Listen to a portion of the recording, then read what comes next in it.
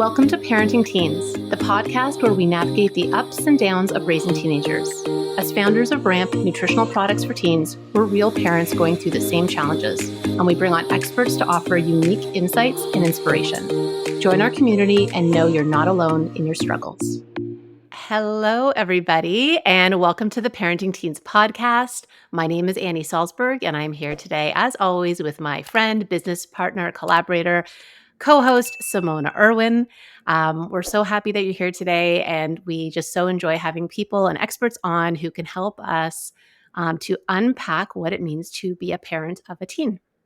So today we have a very special expert on, and I'm really excited to tell you a little bit about her professional background and to learn from her today. So Vania Sukola is a feminist, psychotherapist, clinical supervisor, and consultant. For over 20 years, Vania has been providing support to people who have experienced trauma due to gender-based violence and abuse.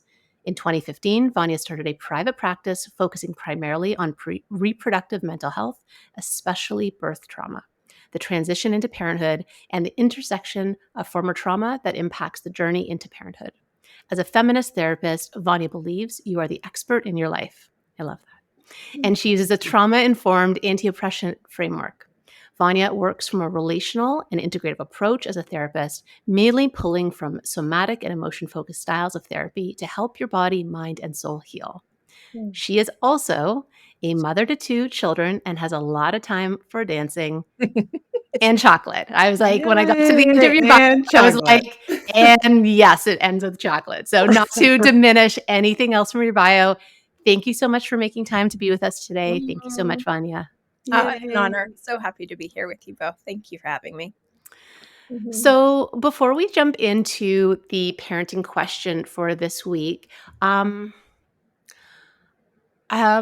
was wondering if we wanted to just start maybe just like by grounding ourselves. I mean, when we are recording this episode today, there's a lot of uncertainty in the world. And, that is not the subject of our podcast today. But as a health professional yourself and a mother, I'm wondering, do you have any tips for how we could do that before we start today? And I'm just wondering if not to put you on the spot, but is there anything, I'm thinking about parents, I'm thinking of conversations I'm having with my own kids. And I know we're going to talk again, get to the big juicy question, but I just wondered if we can just acknowledge that and kind of lean into it a little bit.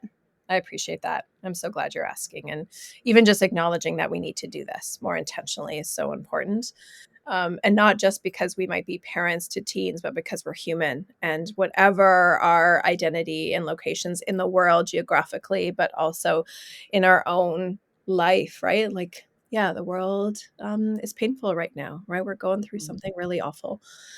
And so sometimes I find it feels trivial, but I find it still to be really important to resource with things that bring us pleasure or joy or pause, because I think it's not a way of escaping or bypassing what's really awful. It's a way of resourcing so that we can still stay resourced through the work we have to do, especially for someone like me, who I have lots of privilege living where I live geographically, but also as a white woman with the various identities and intersections of my privilege. I don't want that to be a way of like getting me off the hook of not doing the work I have to do. And so because I live in that world of being a pleasure activist and accessing joy, like this is where it's even more important so that I can resource to stay grounded. So as you referred to, not just in my work bio, but I don't just dance for pleasure. I dance because it grounds me back into my human experience. And I move my body because I am a body. That's one thing we have in common with everybody, regardless of what our bodies are. We have a body. And so I love moving or swaying. So even right now, watching the two of you, like I sit in a rocking chair when I work. Yeah, right. I like that. I can see it. There we go. Yeah. Right. So one resource I have is just starting with, this is my body. And like really, as I'm catching my breath and like noticing, even as I say that out loud, like there's a felt sense of reaction in my voice. I feel tears behind my eyes as I'm holding this. I'm like, this is my body. These are my tears. This is my heart pumping. right? And so one way to just get grounded here is like, this is me. This is me right now showing up. And from that place, I can resource how much capacity I have to put myself out, right? Yeah. And so sometimes it might mean I need a little bit more. Maybe I need that chocolate we referred I to. was like, when do Yes. we come to the chocolate, Vanya?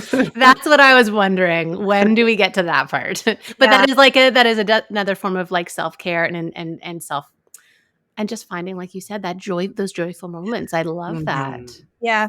And the joyful moment isn't also just for now, because like again, that sometimes feels like escapism. It's resourcing me to times in my life where I also needed chocolate or movement or music or beauty. And so even in the room Yeah. that I'm in, I also have this resource that I love, that I've learned from somatic experiencing around orienting to the space I'm in. So Mhm. here's my privilege showing up that my room is safe, right? But I can look around and go, okay, there's one of my favorite paintings just beyond the camera. Let me resource by accessing it. Or also resourcing by remembering a time in my life where I felt safe. If not now, when? And that chocolate comes in handy. It's like, Mm. my mom maybe, gave me chocolate when I had a sore tummy or when I had a heartbreak or when I was sad. Like chocolate's been a resource. Mm. Oh, I love that. Yeah, I like that invitation, even just like for everyone, like people listening and us, just right here, right now, just taking a moment. And it's like, what can Mm, we orient to that feels, yeah, that has some pleasure or some mhm, beauty or some mhm. peace within it? Yeah. Yep. One book I really love, I love books. So I'll just quickly reference Bittersweet by Susan Cain. It's that reminder Mm. of like, let me resource with the sweetness of life because it's still there so that I can come back to the pain and the awfulness of life. But it's an intentional pendulation, right? It's Yeah. Yeah, not bypassing, it's pendulating back to resource me. So that's yeah. where my practice is. Yeah, and I really appreciate you articulating that. So thanks for taking the time outside of the question to sort of walk us through that. And again, I think some of the language that you've used is different than our previous guests. But what I feel like we've heard from so many experts in the space is around parental self-regulation to, Mm, Yes. supporting ourselves with the big side benefit of it supporting our kids. And Yes. I think Mm, that it can be done in so many ways, yeah. and yet it kind of keeps coming, all roads keep coming back there. It keeps sort of pointing towards, parents, we need to get our shit together, and or like take care of ourselves, reparent ourselves, whatever, Oh, however you want to call mm, it, it kind of keeps coming back to that. yeah. And I love that.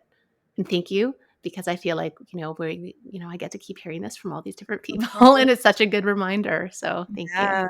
Yeah. I appreciate what you said too, just to hold that reparenting. Like sometimes it's not even it's just this is my first time mothering or parenting or caring for myself when maybe we didn't have models for that when we were children. So it's learning how I need to be loved for, care and cared for in real time now.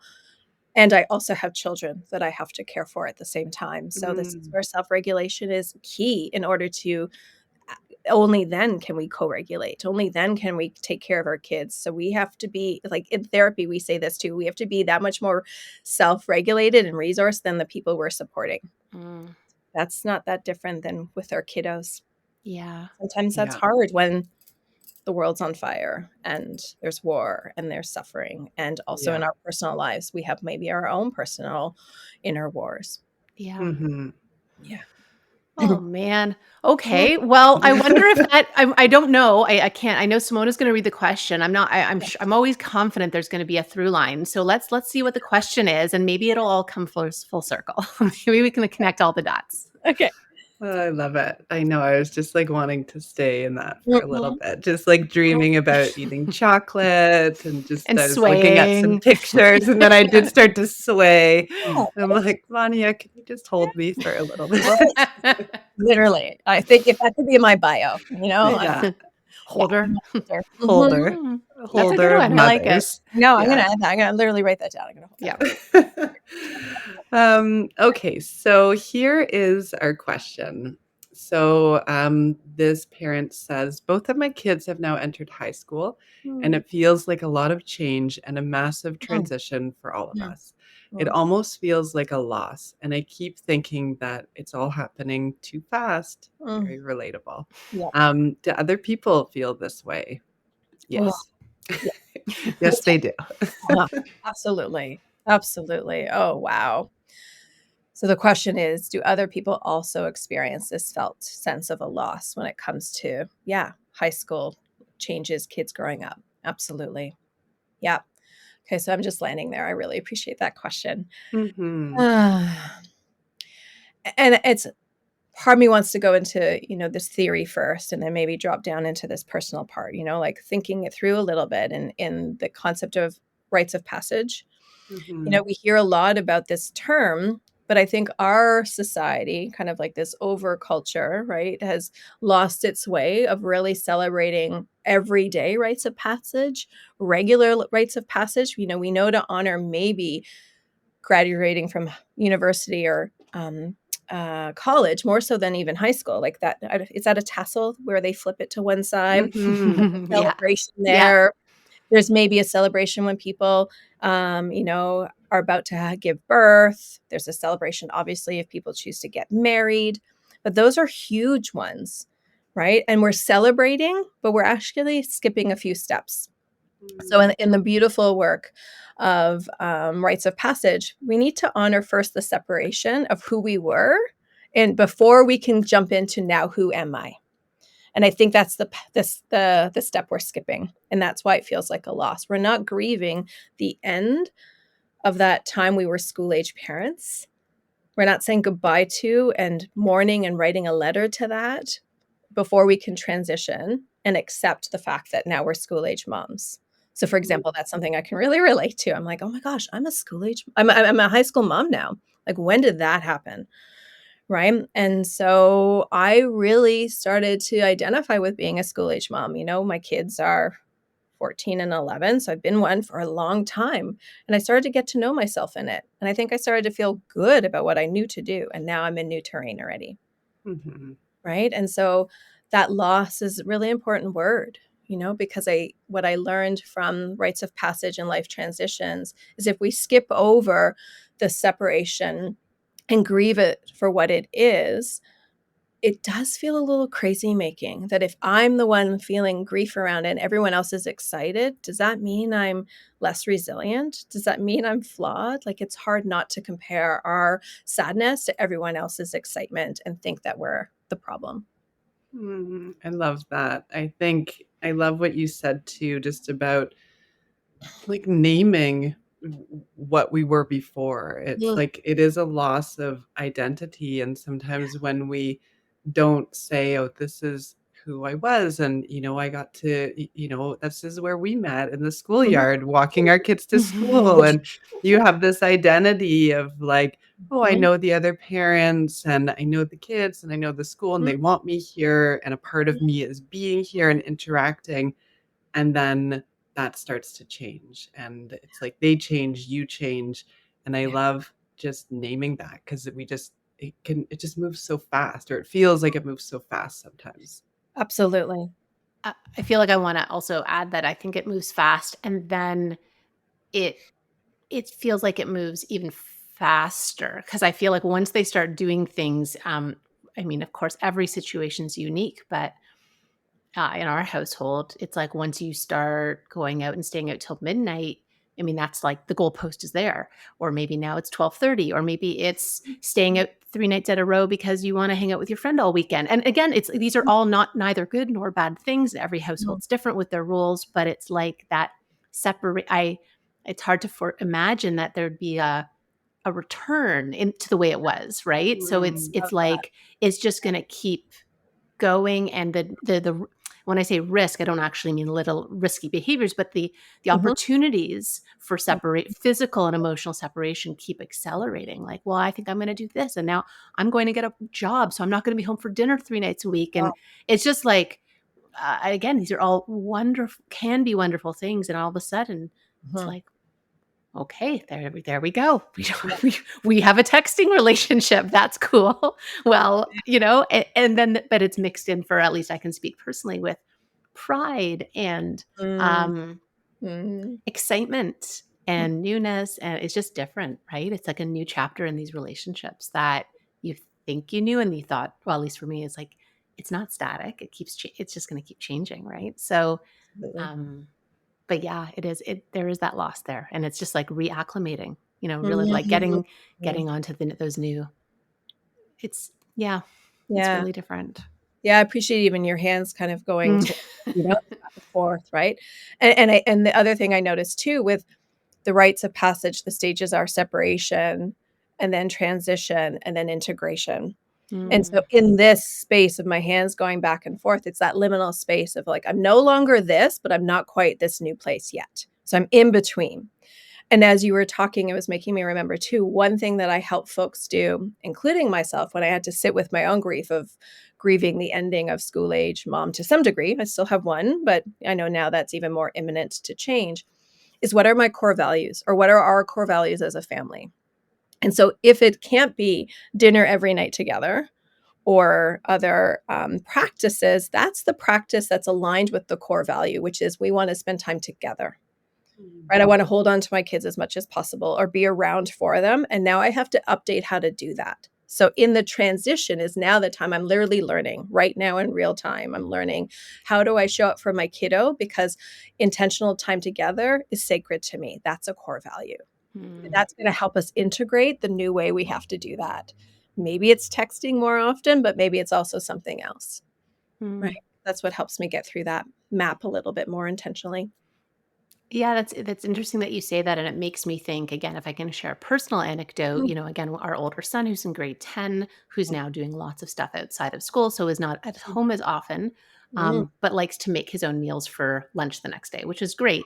But yeah. he does this late at night, and I like to go to bed early, so I don't get to see him. But my husband told me the other night Mm, or the other day that they've been having these like evening hangouts. So my son goes into the kitchen and he's like making some mhm, food, and it's like, it's like 11:30 at night. Ideally he'd be in bed, of course, he's not. And my husband's hanging around, and they just like shoot the shit in the kitchen for 20 minutes, and it's like this, and I could never have said 5 years ago, I could imagine this bonding almost at midnight in the kitchen over food. Like, yeah, it didn't even seem, I would never have guessed. I would have thought, well, we have to take him to an activity, or we have to have dinner together, or it has to mhm, be X or Y. And so, mhm, um, mhm. I was really touched and maybe a little jealous, but just very Yeah, happy that there was these I moments that they're having. And love that. it's, and so I guess what I just want to say to anyone listening, I would also, and it was good for me. It was like, look and uncover these unexpected times where you're having connection that wouldn't Beautiful. have been planned. That's right. That's right. I appreciate that too. Right now, I have to look with my eyes even more wide open around the possibilities that I have now that I didn't have before. I remember when I returned to work after both my kids, but like their window of wake time was shorter. So I came home at 6 and bedtime was at 7. I was like, how do I find time to spend Mhm. this beautiful mutual time and, quality time together? And it had to be in the mornings before I went to work. And now, like you, I'm starting to notice I'm going to bed before my eldest. And what does that mean then about our quality time? And there's something really yummy about organic opportunities that maybe our kids think it's just happening. But now we're starting to Yeah. notice 11 o'clock is our window. Yeah. And I'll just be Mm. around. Right. And so we don't have to make eye contact, but we're doing something together. And even as I'm talking, right, there's my body swaying and like, Mhm. I'm it's into it. Yeah. we're clapping our hands together. Yeah. But that's really lovely. Right. So it was organic. And now I'm starting to notice this is the sweet spot. Yeah. Oh, Mhm. I really like that. Um, just like I'm wanting that to just land in Yeah. me where it's like you do start to see the map and Mhm. then you find where your place could be to just stand right Yeah, beside and right. yeah, I'm here too and this can Mhm. be a moment for us. I love Yeah, that. yeah, absolutely. Mhm. Yeah. So coming back to the loss too, one thing that stood out for me in that question was I was remembering that it was really important to me that I was going to participate in organizing my eldest grade 8 grad ceremony. So I wanted to bring in this idea too of like initiation and ceremony in an intentional way, which I think, some communities and cultures do way better than our like bigger general like over culture. And so really being able to honor this rite of passage also needs to be acknowledge, if not maybe celebrate it. Not all rites of passage are celebratory, but there's a ceremony and a ritual to it. And I remember it was in organizing it that I realized I already had my grade 8 grad. Like, I'm 48 almost. Like, I had it a long time ago. But I also didn't get to experience it with my parents. It was very separate, which maybe needed to be. But I also want our kids to see us witness them in their rite of passage, because that's important too. Right? And not just maybe the obvious stuff that happens in school with that tassel cap situation, but also the celebration and the witnessing them in their fullness. Because my eldest also struggled with like graduating school right on the cusp of all sorts of other personal changes and experiences. And now that if that's ending, who am I becoming and moving with into high school was really overwhelming. So me being alongside that really helped them know they're not alone in it, even though I already had my grade 8 grad. The ritual and ceremony just helps us know we're not alone in it. We need to be witnessed in it. Yeah, that's helpful. I think that's a really important reminder. And I think, with COVID and so many changes in the way schools are funded and all these things, these markers or these celebrations or graduations, whatever they are, in many places, they don't have them anymore in the same way. That's And true. so that reminder is so helpful to mark it, and also that witnessing of it, like seeing them in it. Yeah. And that helps maybe that cycle of grief too, where it's like, Yeah. oh, I'm watching this happen and here it is. And then that transition comes. Yeah. Yeah. Yeah. And I appreciate how you brought in the cycle of grief and just normalizing it. I think the other part of our society, our world doesn't have a lot of grief literacy in general. And so it also feels sometimes overwhelming to grieve the ending of this when we all are supposed to know we're going to high school. Like that should be just understood. I'm like, but I'm also allowed to grieve the end of this because there's goodness in it. Like we grieve what's loved about someone or something. And there are beautiful parts of middle school and elementary school that I'm also grieving. And so being able to hold that in reverence is important, because we grieve what we loved, right? Yeah. Yeah. And I'm just really excited to hear both of you. I mean, I think you've already said this, Vania, a few times, but just like the naming of it, because again, when I think about my own parents, when I think about friends of mine who have kids who are a bit older, maybe off in university, and people just talk about this sort of inevitable empty nest syndrome, or this feeling of emptiness, or I guess I need to pick up some hobbies again. It's kind of, again, I don't think people mean it in a flippant way or dismiss it, but it's a very quick, very much like you said, this like, let's get through this and just fill it or stuff it with something, right? Like if I start to do painting, I won't feel X. Or if I start going on date night again with my partner, I'll feel more fulfilled. And again, all these things can obviously, certainly from my perspective, be nourishing, but I just want to echo again, I really appreciate the naming it, like both of you have said, having that healthy amount of grief around it, and not skipping over it, because I think that's important. And again, I've seen some friends of mine with older kids already. Their homes are getting quieter. They've got one, maybe two kids out of the house, and so yeah, it's interesting to not rush it through the grieving process. That's it. Yeah. Don't rush it. I love that. I think it's a Rupi Kaur poem about growth takes time, right? Similar, I can't help but notice too, in some of the work around rites of passage is that metamorphosis that has to happen, right? So that caterpillar that becomes a butterfly, like that needs to happen, right? So that's the other part, right? Is let's not rush it, but let's also minimize that happens, right? It's like living in that space of both and. Yeah. Yeah. Before we wrap up, this sort of feels like a natural place to pause, but one of the questions that we ask all of our guests is, it's a bit of a personal question, but it's, and probably connected in some of the ways that to what we've talked about today, but we sort of like to ask them about how they foster a further connection with their own children, if they have children, or with clients if they don't have children. And we typically, have people tell us about one or two action steps or items that they do for themselves. And again, the purpose is to really inspire listeners who are, looking for novel ways to connect with their own kids. I love that. Okay, let me ask, because I feel like that's something I do very intentionally. And now part of me also, I want to honor what I do, because I always ask and offer that to folks. Is like, make sure you take time for connection and attunement and building a secure attachment with your kids. And I think one thing that's coming to mind is I had to really grapple with learning how to love my kids for who they are versus who I thought they'd be, or who I pictured they'd be, or even maybe who I wanted them to be. Mhm. And now that I have the two kids that I have, and I'm seeing their loves and their interests and their curiosities and their habits and their dreams, I'm like, okay, so now I know a little bit more about them. And so, for example, my youngest loves Taylor Swift, and so couldn't get her tickets to the show, but I got her tickets to the movie. Mm.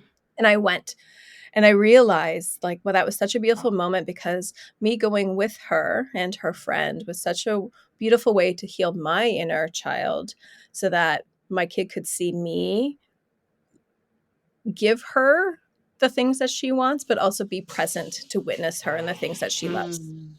It felt so reparative for me. So it Mhm. wasn't just what I want her to do. It's like, you love this, so therefore let's do it together, or let me bring it to you sometimes. Like, I won't always be there for her. I'm accepting that. But like, this was something I could do for her. Yeah. But the other part of it too is music and dance is really big in our family. Like, that's an important, if not core value, self-soothing resource, self-care resource. So her love of this one artist was because we've always had music in our life. And so that's something we've always connected to, or connected with. And so that's something that comes to mind, is like, where do I see myself sharing a mutual delight with my kiddo? And not just, I'm taking her to this concert and sitting in the background. I Mhm. participated, I was involved. So that really felt like a lovely moment. And it's recent, since it just happened last weekend. Yeah. And the other part too is my eldest, who, is in video games and things that I never had as a child. One thing I really love is when they're telling me about a game and they light up, and I'm like, tell me more. Like, keep Mm. telling me. I love watching them be so excited about the level they just leveled up to.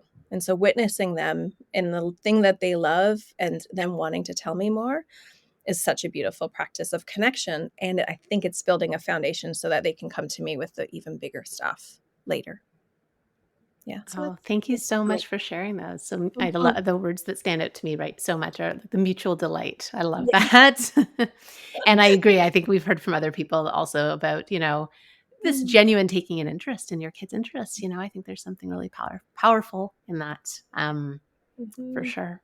Well, thank Mhm. you so much, Vanya. This was really, really lovely, Mhm. and just like really needed at the end of this week. So thank you so Mm. much. For people who want to learn more about your work or find you, where are the best places for people to look for you online or through social media? Yeah, thank you for asking. I think right now I have a pretty mostly loving relationship with Instagram, so I think that's usually the best place to find me. Sure. It's not easy, but I share myself and, more like reflections of from me as a therapist and as a human. So you can find me on Instagram with Vania_Sukola. So VANIA_SUKOLA. That's probably where I'm most active online. I also, during COVID, at the beginning of COVID, I wanted to offer some support to my community and others. So I started a Facebook group called Building Your Resilience Toy Box, which is a somewhat private group for folks, where I share lots of resources on nervous system regulation and self-regulation and self-care, all sorts of programs there and offers. And I have a newsletter with the same name, which comes out monthly on the full moon every month. And it's Mm, called Building Your Resilience Toy Box newsletter. And you can find that on Instagram. wonderful. Mhm. Again, thank you so much for your time. We really appreciate Pleasure. you, and have a good rest of your day. Thank you both Thank you. Thanks. so much. Bye. Bye. Thanks for tuning in to Parenting Teens. We hope you found today's episode informative and helpful. Don't forget to subscribe so you never miss an episode. If you want to dive deep into teen-related resources, visit our website at drinkramp.com. Do you have a teen-related question? Drop it on SpeakPipe at speakpipe.com/parenting teens. As always, we're here to support you on your parenting journey. Until next time.